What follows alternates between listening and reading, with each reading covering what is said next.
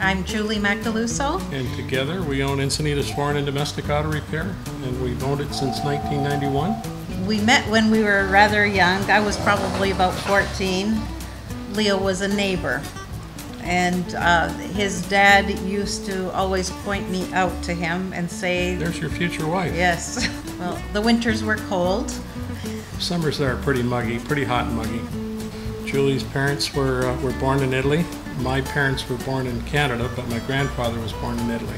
Toronto, I think, has the fourth largest Italian population outside of Italy. It seemed to be a very popular destination for a lot of the people from Julie's parents' hometown. They tend to gravitate around this one area. And it continues to have a large Italian population.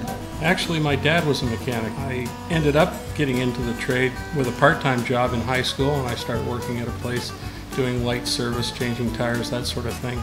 My first car was a 1964 Pontiac. I actually bought it from a neighbor for $50. Different brands there was a Pontiac Strato Chief.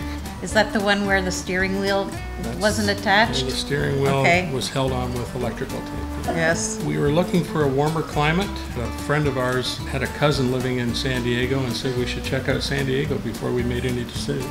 In order to come here, we had to actually come through an investor treaty visa. So we were looking for a business, and the first business we came across was an overhead door and security gate business that we purchased that happened to be located here in Encinitas.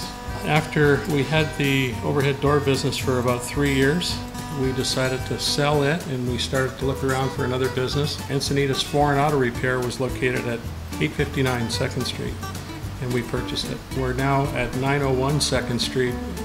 There used to be a T&T Auto Parts that we've taken over as our front office, and we had to build a building to stay here. We designed it together, worked with the architect, and tried to maximize what we could put on this property. It was doing that or closing the doors, basically. And we had great employees, or have great employees, and we wanted to make sure we could succeed. And the only way we could succeed was to build. When we first took over the business, we were working exclusively on Japanese cars. And as time evolved, our customers had both Japanese and domestic cars, so we started working on all makes and models.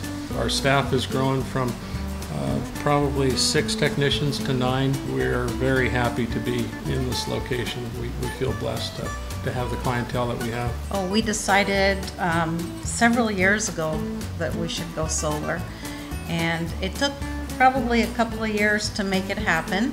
We shopped around with different companies and came up with Stellar Solar, great to deal with. The installation of the system is very professional. It looks wonderful on our building. It's probably the nicest looking part of our building right now. So we have 3 main roofs of our business here, and there are solar panels on all 3 of the roof sections for a total of 184 panels.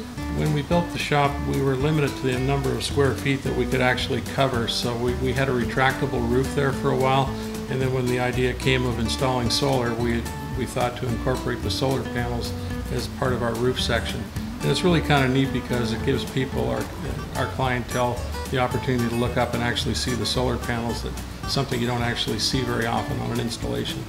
We were one of the first green stations in Southern California, which we're really proud of. I tell everybody that when we do these things, we do them to be green, to be responsible corporate citizens. Yes. But we also end up saving money in the process. The solar is a great example of that, where we were spending about $1,000 a month on electricity, which we no longer have that bill. We're overproducing right now, so we're also able to operate an electric vehicle to shuttle our customers to and from their home to our shop, and that's about another $600 a month in gasoline savings that we have. So, there's a natural spin-off of doing the right thing because we're seeing the financial reward as a result of it.